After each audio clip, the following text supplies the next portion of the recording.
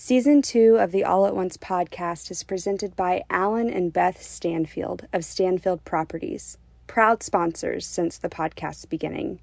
Contact Alan and Beth Stanfield for all your realty needs. They're the actual best in every way.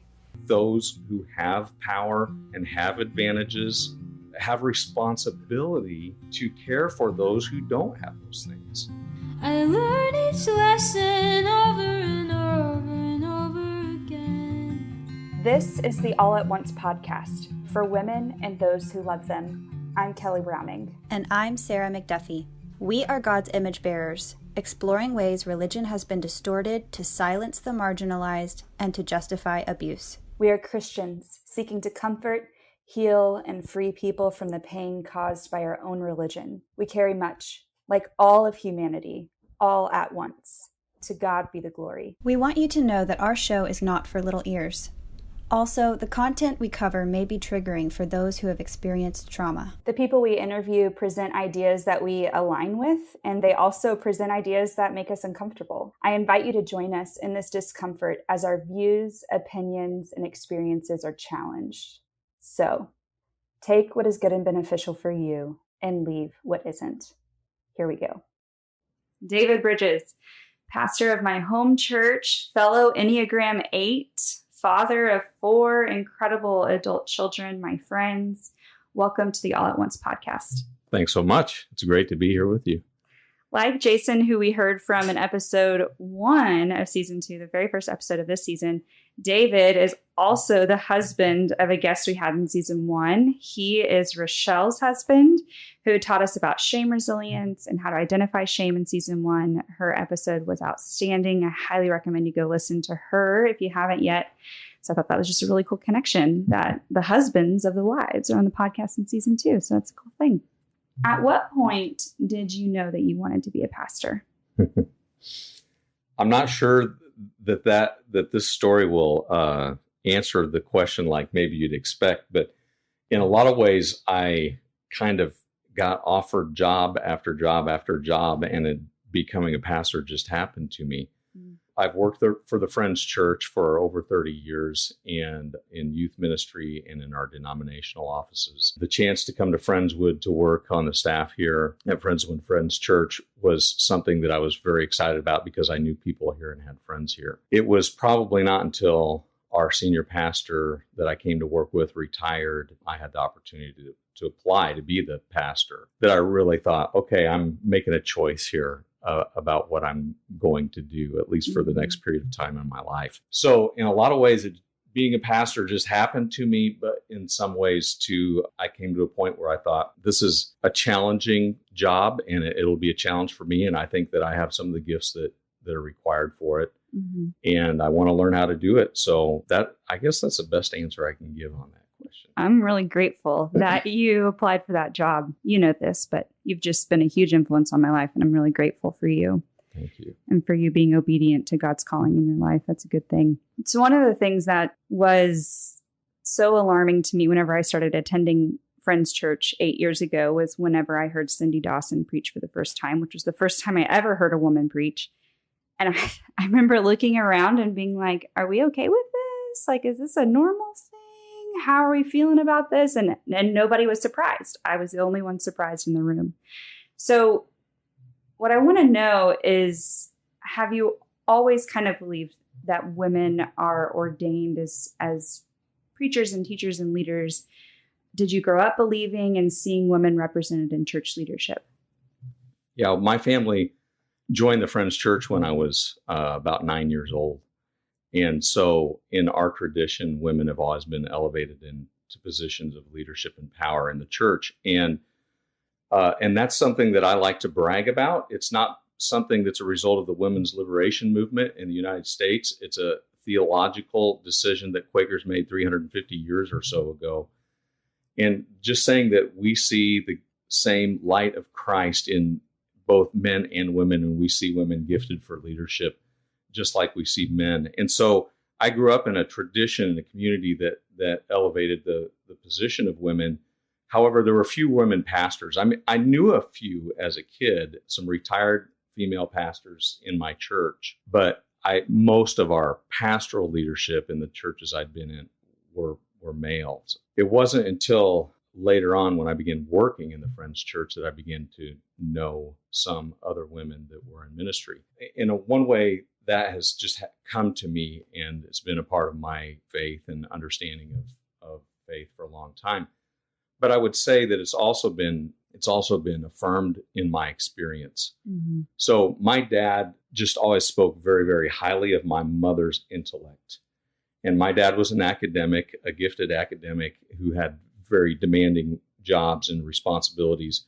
But he always said, Mom is the smartest person in this house. Mm.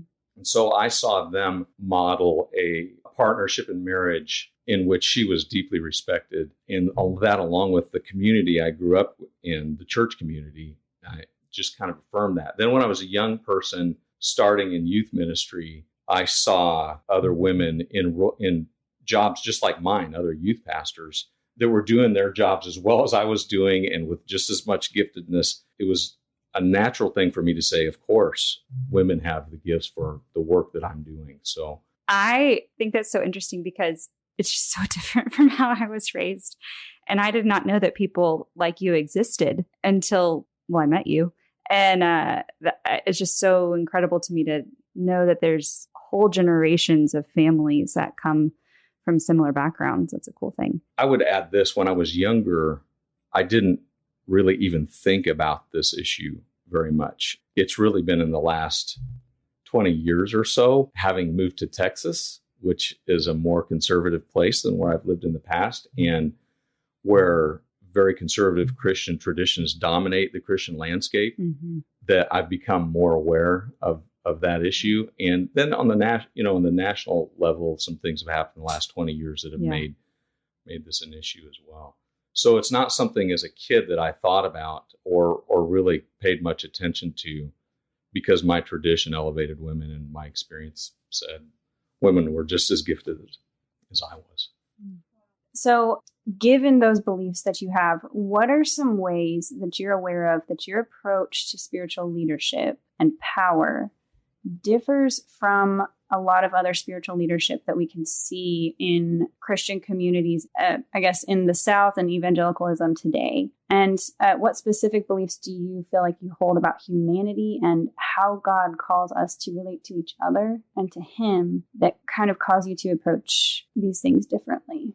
I don't know if I can answer how my approach to leadership and power is different mm-hmm. from other people, because I know a lot of people that think about leadership and power in the ways that I do. And I've seen other pastors and other leaders that think and practice things the way I do. Well, you asked what might be some core convictions or something that I believe that drives some of that. And I would say that my conviction that there's that of God in every person, that somehow each person is made in the image of God, and that we have a responsibility to honor that and to celebrate that. And as people in themselves embrace God and want to follow Jesus, that we have this understanding that every person, no matter who it is gifted and called by God in some way or another in ways that need to be celebrated and affirmed. So a lot of pastors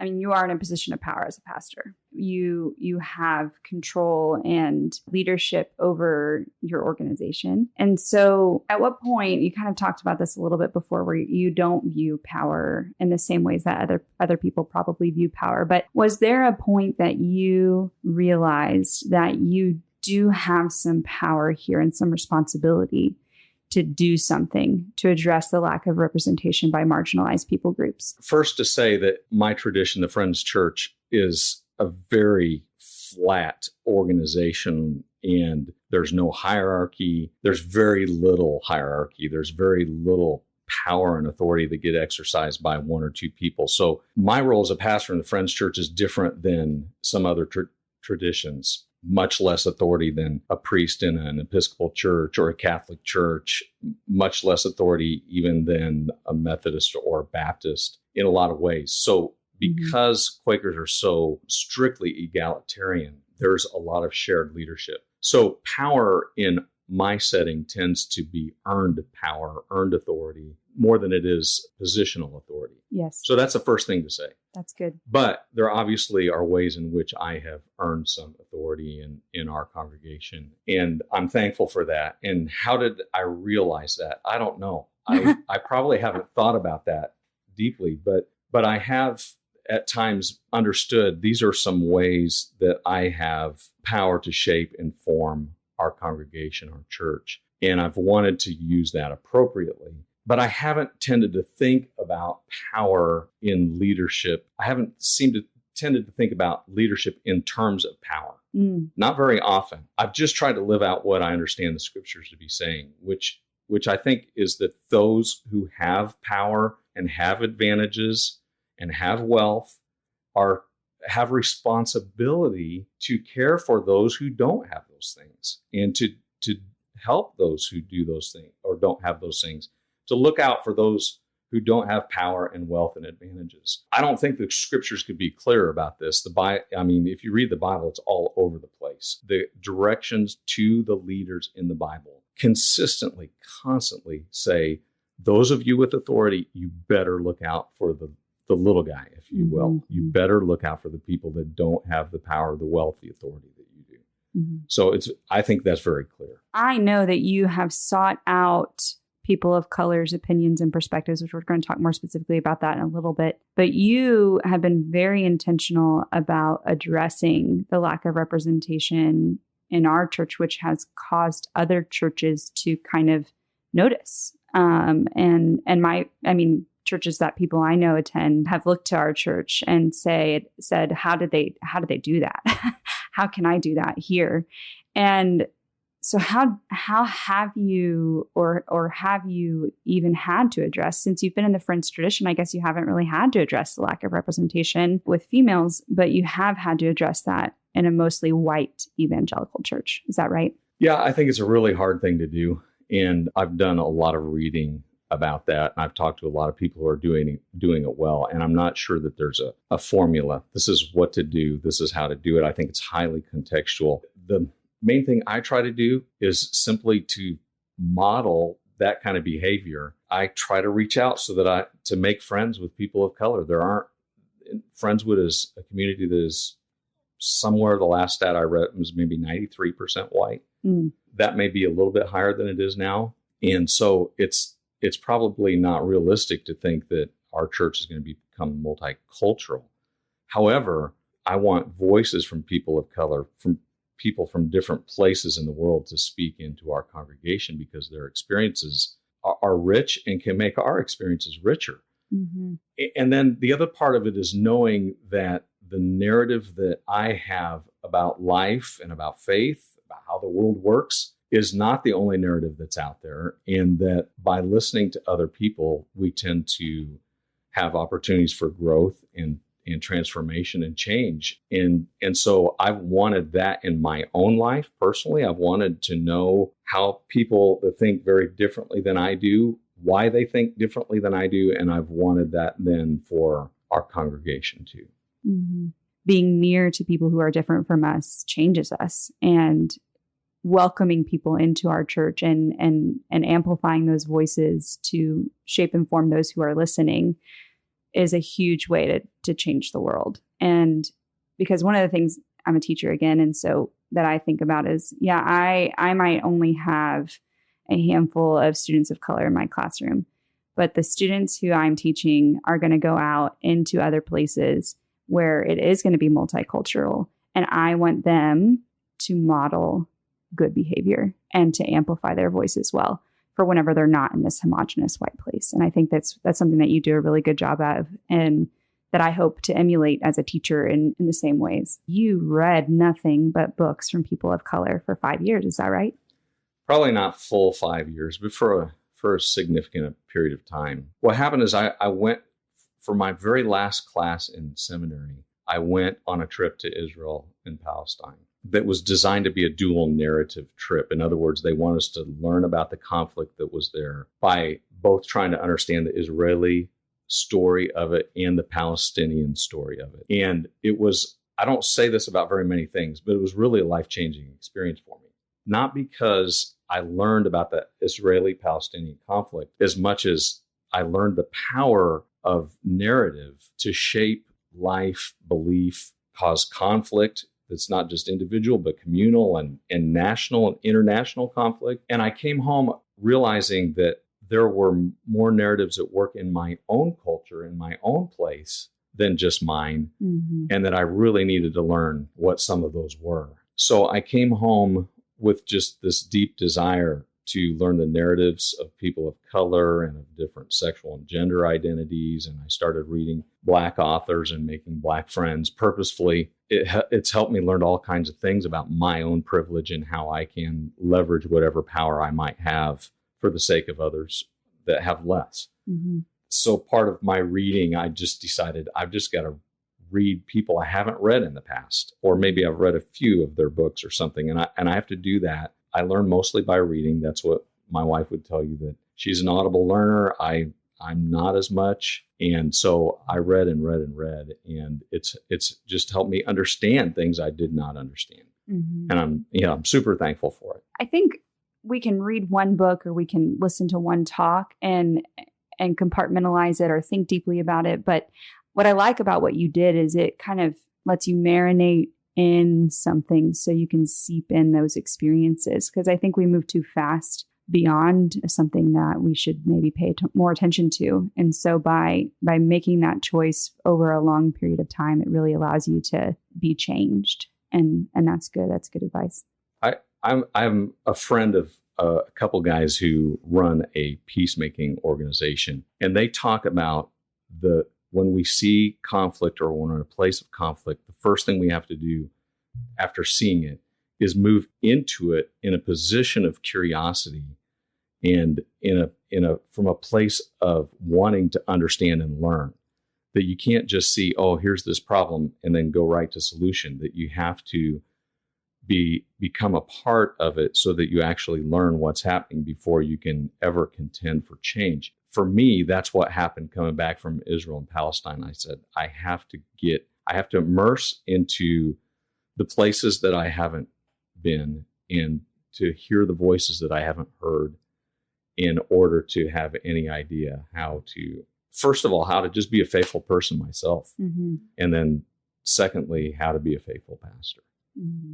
That's a really cool way to do that. And it's a good example to set for other people to follow as well, the whole immersion process, to be more curious. I like that. Was your seminary experience, what was it like? I was educated in the Presbyterian tradition. Okay. And so I did half my MDiv at Austin Presbyterian Theological Seminary and then finished at Fuller Seminary, which is historically and still now largely Presbyterian. And so I did have female classmates. I had female professors. My very first seminary professor was female, and she was brilliant, and I loved it. My systematics professor was a brilliant woman. And so what they did do, what I was exposed to in seminary, was different readings of the scripture from perspectives of people that weren't white, privileged, powerful men. Very quickly, I was reading Hispanic theologians and Black theologians, womanist theology, liberation theology. Wow. And that's very cool. And was exposed to things I hadn't been exposed to, but it felt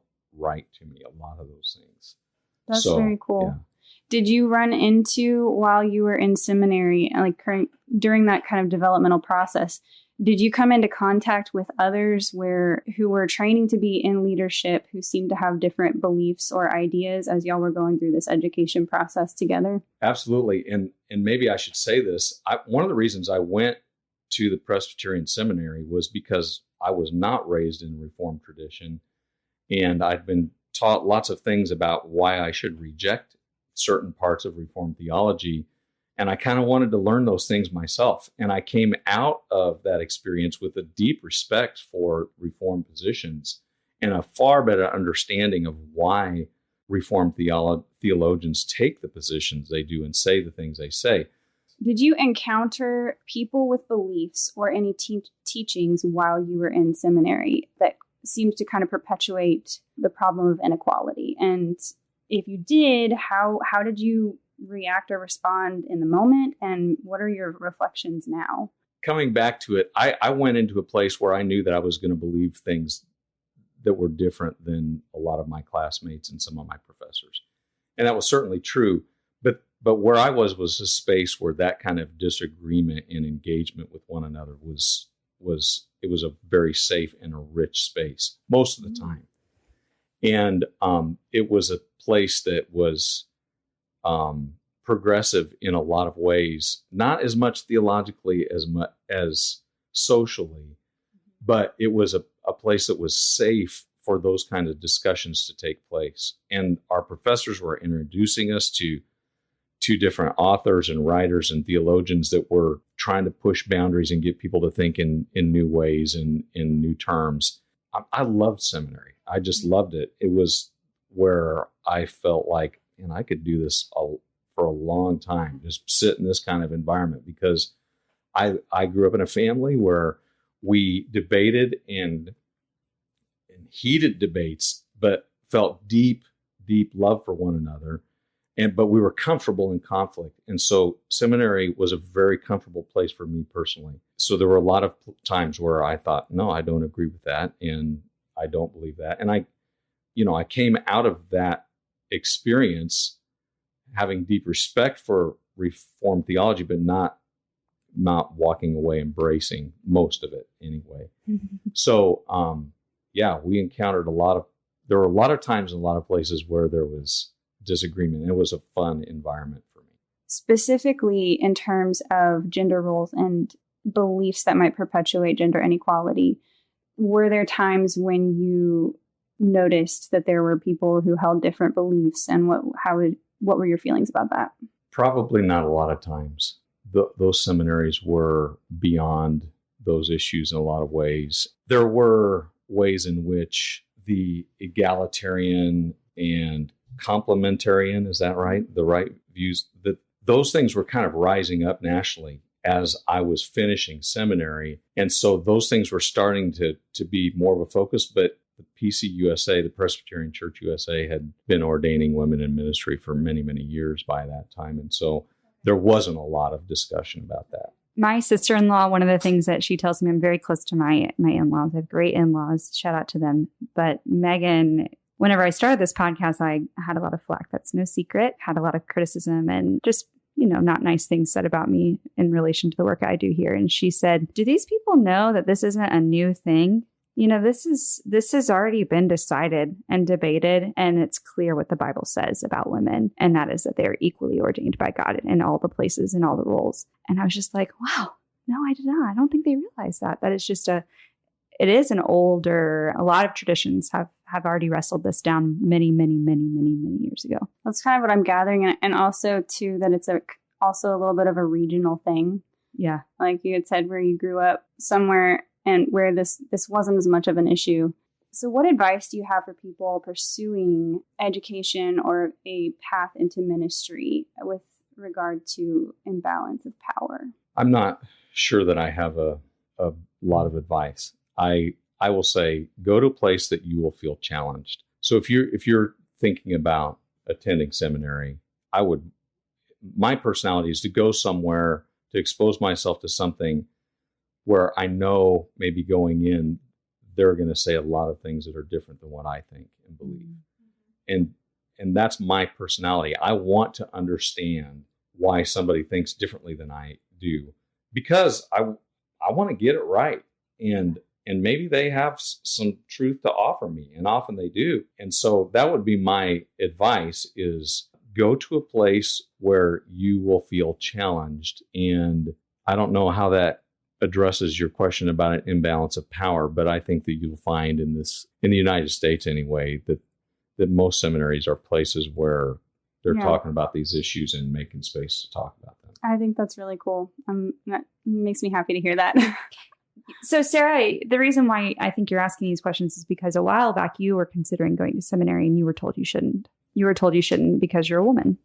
Mm-hmm. And that it would be a waste of time and money, because I cannot be in leadership. So. I'm so sorry. Yeah. And that's for sure in certain traditions. I have a friend who's a pastor in the 3rd Ward, and she did her MDiv at, I think the name is Southwestern Baptist Theological Seminary in Fort Worth while she was working in Dallas. And she was a television executive and worked at the news station in Dallas. And she went to seminary there. And she was one of the few females in classes. And she said that every class, no matter the subject, history, Bible, preaching, Christian education, whatever the class was, ethics, that they always talked about, can women be pastors? And so she was in a pretty hostile place.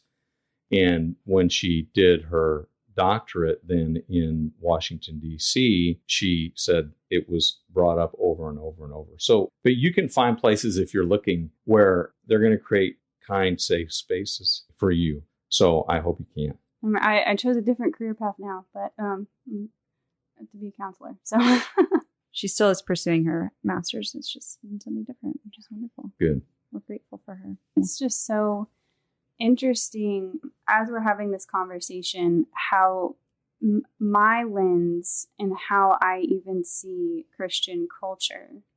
And as we're having this conversation, I'm realizing your experience has been so different than mine. You'll know each other, and so you're more aware of each other's experiences, but your experience was also more similar to mine. Mm-hmm. And so even as we're having this conversation, I think it is so cool to realize, oh wow, there is a way to be a follower of Jesus and fully embrace all of these beliefs that all people are equally created in God's image. And that's not even really a question. Yeah. It's different for me to have a conversation where I realize, oh, I don't have to be defensive about this. Especially the evangelical church is very, very concerned about being right. But the truth is that version, the evangelical version of Christianity in the United States in the 21st century, is a very small slice of the Christian pie, if you will, in what Christians across the world believe. And it's even smaller slice for what Christians have believed throughout history. And to understand that is liberating from, I think, some of the fear that comes with people who are worried about, do I have everything right? And so I that's something I told my kids a lot growing up. This is what we think. This is our view. But not everybody that follows Jesus or claims to follow Jesus would agree with us on this. We might be a small slice of the pie on this issue. Mm-hmm. And that's an important, I think it's an important way to remain humble as we're trying to work through issues and ideas like this. Yeah. How has God affirmed you, David, and met you as you've pressed into these systemic issues that in other communities or places in the nation and world would maybe not be met with such hostility? But how has God met you there and affirmed you as you've pressed into it? I enjoy making new friends, seeing others succeed. So maybe that's part of how. Mm-hmm. But I'm not sure. Over the past few years, I've been blessed with some friendships that have been very, very supporting to me personally. And maybe that's part of God's affirmation. I didn't know that. Before Laura and I preached together and she said so directly that our church affirms women, I didn't know that our church so directly affirmed women in every role. The Friends Church as a whole. And I was like, wow, that's a new info. And she talked about Burl and how he stood up at one meeting one time forever ago and someone brought up women preaching and Burl said, women have preached here for as long as I've been alive and they're going to keep preaching here. And that was the end of the discussion. That's authority. Yeah, that's earned authority. Mm-hmm. Stand up. This is the truth. Right. No more question. What criticism or hardship have you faced as you celebrate women and marginalized voices in the places you've been? To be really fair, I think it's been very little. Mm-hmm. Our church is a generous group of people who are thankful for those kinds of experiences and those different voices. A few people have been unhappy with me about the things I've said about race, especially in the last year and a year and a half. But really, we have a generous group of people over there, so not a lot. Yeah. Maybe that'll change in the future, but I hope not. Sarah and I were talking about just harm that churches cause and whether or not they're safe places for people like us. And one of the things that I love about our church is how safe and kind they are as we press into these issues. And one thing that I've learned from Jason and Matt and Sarah and all these people Laura, who I'm close to and see and witness at our churches, holding two competing or opposing views and tension and walking in the middle of it and seeing the value and light of God and the person representing each issue, even though we might be opposing of that. And that's something I saw you really gracefully do whenever you preached about racism and your own complicity in racism, is holding those views in tension. So when you do get criticism, even if it's rare, I think that you sharing with us kind of what you focus on when that arises could be more helpful, because a lot of us, like me, I am in a lot of critical places and I get a lot of criticism from people. I'm often not in, our church is our home base, but that's not where I get to live all the time, which I wish I could just stay in that community, but God calls us outside of those four walls. So what truth do you focus on, or what do you kind of meditate on when that conflict does arise and they say things that they can't put back in their mouth? I'm not sure if it's a specific idea or truth as much as it is people. So Rochelle helps me keep perspective. My spiritual director that I've been meeting with for 21 years helps me keep perspective. A few of my friends that I've mentioned are just immensely supportive and helpful to me in those kind of situations. So I don't know if I focus on certain truth as much as I do simply try to reach out to those who I know will care for me when things are pressing. Yeah, I forgot what it's called, but Rochelle told me to do this. It's like a 1 inch by 1 inch box. It's an exercise by Brene Brown. I think we talked about it in season 1. I can't remember, but you write the names of the people in your box who you know are for you and who also won't shy away from the truth with you, and who will direct you and orient you towards Jesus. And I think that's great practice to adopt in our lives, is when we are facing criticism or if we aren't sure of what is true or who we are, is to point to those people who've earned the right to say who you are. So I listened to a sermon of yours recently where you talk about how justice, mercy, and humility need to go together in order to make things right.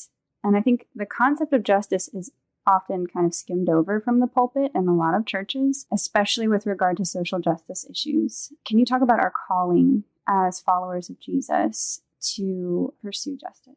I think Jesus was one, depending on how you define justice. If we're talking about criminal justice, then just criminal justice, that's different. You could say Jesus is somebody who pursued justice for people, whether that meant restoring them economically into their communities, whether it meant restoring someone they dearly loved, or restoring someone who had been excluded from community, that Jesus was somebody who did those things. But if you read the whole Bible, not just the Gospels, if you read the whole Bible and pay attention, it's really hard to ignore the calls to justice that are there. I mean, it is just over and over and over. In the prophets especially, they are speaking to the powers that be. They're speaking to the kings and the leadership councils. It's politics. And we have these strict separation between religion and politics. That wasn't there. It was the prophets are speaking to the political powers and the religious powers, and they're not necessarily separate ones. And they're over and over and over again saying, pay attention to the poor, to the widow, to the alien, to the orphan, and do what is right for them. Over and over and over, they're saying that. And so if you read the scriptures, you can't miss that. It's there. And the work that Jesus did to befriend and restore and bring healing to people who were sometimes on the margins of their community seems to be a clear example of what he's asking us to do. We call ourselves followers of Jesus, then we want to do the things Jesus did and say the things Jesus said and the things that we think Jesus would do and say now if he were here in our own shoes. I think that the work for justice is a part of that. And that if we believe Jesus is someone who came to redeem and restore the world, and if we believe that following Jesus is more than just saying, okay, I like this gift of salvation that gets me a ticket into heaven. If we think that it's more than that somehow that our salvation is also a way in which we accept the call to be part of God's restoring work in our world, then it seems that justice work has to be a part of that. We were just talking about that too, right Yeah. before you drove up here for your interview, was how we define the gospel. We were talking about how often, and we were just, brainstorming. This is something I haven't really done a lot of work in, but I'm really interested in doing more work and understanding is not a ticket out of hell and into heaven. The good news, what we preach and teach and evangelize, isn't going to heaven. It's shalom now and healing now. I don't have to wait to go to heaven to feel safe. I can do that now. I can feel whole now. I can be fully present with the 4 people in this room right now. 5 years ago, Kelly Browning would not feel confident enough to, well, 1, start a podcast, but 2, just to stand here and speak off the cuff to you. I mean, like, there's wholeness and healing. And like that is the good news of the gospel, is that Jesus is here now and our wholeness is now. And I'm excited for us to, I guess, talk more about that in next season or future seasons, is how we define the gospel and how much of that shapes how churches drive themselves. And maybe I think there's a lot of reason why our churches aren't meeting the needs of our community, is because the way that they're defining the gospel is falling short. Mm-hmm.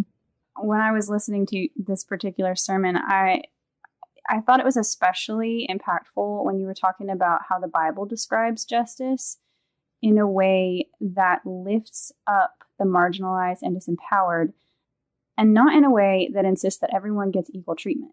So can you kind of elaborate on that, the difference between those two things and what that means for us practically? Yeah, my understanding of justice in the Bible is not that everyone gets treated equally, but that the way people are treated has an equalizing effect. Mm.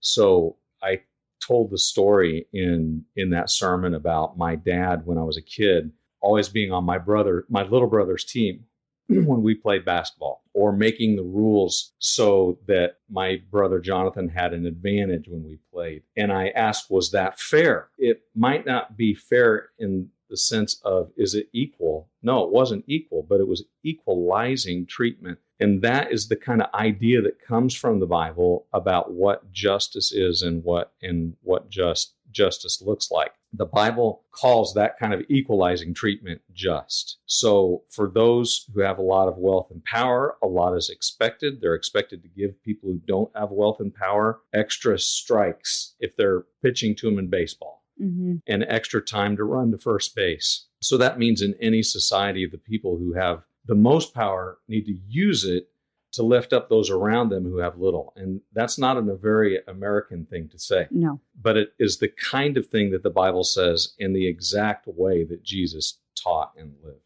Right.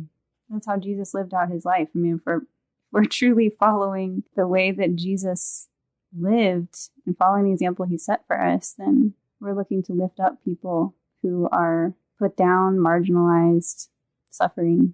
We're giving away our power to the disempowered. Just like Jesus did. And I saw you model that for me. The proudest moment for me as a member of our church was the sermon following George Floyd's death. That was a really hard season of my own personal life, because I could no longer, after George Floyd was murdered, I could no longer be silent about racism in my family and in my friend groups. And it came at great cost to me. I lost friends and family over taking a stand against racism. And so when I watched that sermon and I watched you take that same risk and you confessed your own complicity in racism, it was an incredible, empowering moment for me. And what was that experience like for you? It was a highly emotional experience for me. I don't know if it was the right thing to do or if what I said was right, but I knew I had to do it, that I had to say those things in order to be true to myself and to be true as a pastor of our church. Real social change has to begin with confession, mm-hmm. and with pointing the finger at ourselves. And so I knew for there to be any change in my life and maybe in any of the people's around me, that I had to say, I'm complicit in this, mm-hmm. and that I had to confess that. Mm-hmm. So that felt, like you said, somewhat risky to me, but it also enabled me to sleep at night. Yeah. Which is a good thing. Yeah. And is that how you knew it was the right thing to do? Like, how did you know that this is what I must do? my intellectual curiosity about the Black experience in the United States that had been going on for a while had taken me to a place where I was willing to say, there are things I have to say now, and there are things I have to do. And a lot of the things that I've been doing in relation to building relationships with African American people have been very private. I'm not out there trying to say, hey, look what I'm doing and those things. And so a lot of people don't know about those relationships, but I felt a call to say the things that I did say. In some ways, a lot of it was, this is what I think it means to be faithful to Jesus. But some of it is, this is what I think it means to be faithful to my friends, to my Black friends. Right. That was how I discerned how I would, how and what I would want to say. That was a similar thought process that I had whenever I finally became outspoken and I attended the Black Lives Matter march in Friendswood. And I have too many people who have been putting themselves out there and risking their own lives because the color of their skin. They've been more outspoken about race issues. And I was very, very clearly convicted. Why am I unwilling to take these same risks for these people who are in my box, the people who have been faithful to me and who have earned the right to speak truth into my life for decades? Why am I not willing to go out and risk my life and my reputation? Like, what reputation? Like, that's not something worthy of protection, but their lives are. And that's important. So what advice do you have? I know Quakers, a lot of Quakers I know don't like the word advice, so I'm going to use that word loosely. Or experiences you could share with white male pastors and leaders in our community and who might be listening, or who, if you're listening and you know a white male leader or a white male pastor who wants to change, who sees the need to empower marginalized voices, specifically women and people of color, but they aren't sure how to do that within their churches and families and workplaces. Yeah, not a lot of advice. I would simply say, be true to yourself, get curious, reach out to people that aren't like you, and try to develop friendships. I would point them to some authors, Austin Channing Brown, Lisa Sharon Harper, James Cone, maybe Miguel de la Torre. I would point them to some authors like that and say, approach this from a position of humility and curiosity with a desire to listen and to learn. David, before I say my last thank you and you bow out, is there anything that you want to add to anything or say? I'm proud of you and I'm thankful that you're doing this work and that you're wanting to delve into some of these issues that are risky for you in some of your relationships. And I hope you'll pat yourself on the back a little bit and thank you for the way you're serving the church and the world. You made me cry, David. Thank you for that. Soak that in a little bit. Okay. Thank you so much for being on the All at Once podcast. You are my pastor, my friend. I'm grateful for your obedience to our Creator, and I'm grateful for your time that you shared with us today. It's so good to be with you. Teach me my part in it, to show how you bring back to life all the beauty we've lost. Before you go, if you like what you hear, please consider contributing to our podcast via Patreon, which is a monthly giving platform for creators like us. Visit the show notes for details or our website at allatonce.us. Sarah and I also want to recognize the All at Once team who works tirelessly alongside us. Robin Boren is our marketing director, Molly Bays is our social media manager, Taylor Diggs, our intern, and Maddie Reyna, who designed all of our podcast logos. A special thanks goes out to Alita Caldwell, owner of Funky Monkey, a boutique and shop in our hometown. There are two more people I have to shout out before you stop listening to this episode, and that is Larry's Designs in Friendswood. And lastly, and probably one of the coolest people that I need to talk about, is Kate Short. She wrote the music you hear in response to season 1. Check out her hit single 2 a.m. wherever you listen to your music. Thanks for listening. While the world keeps on revealing itself.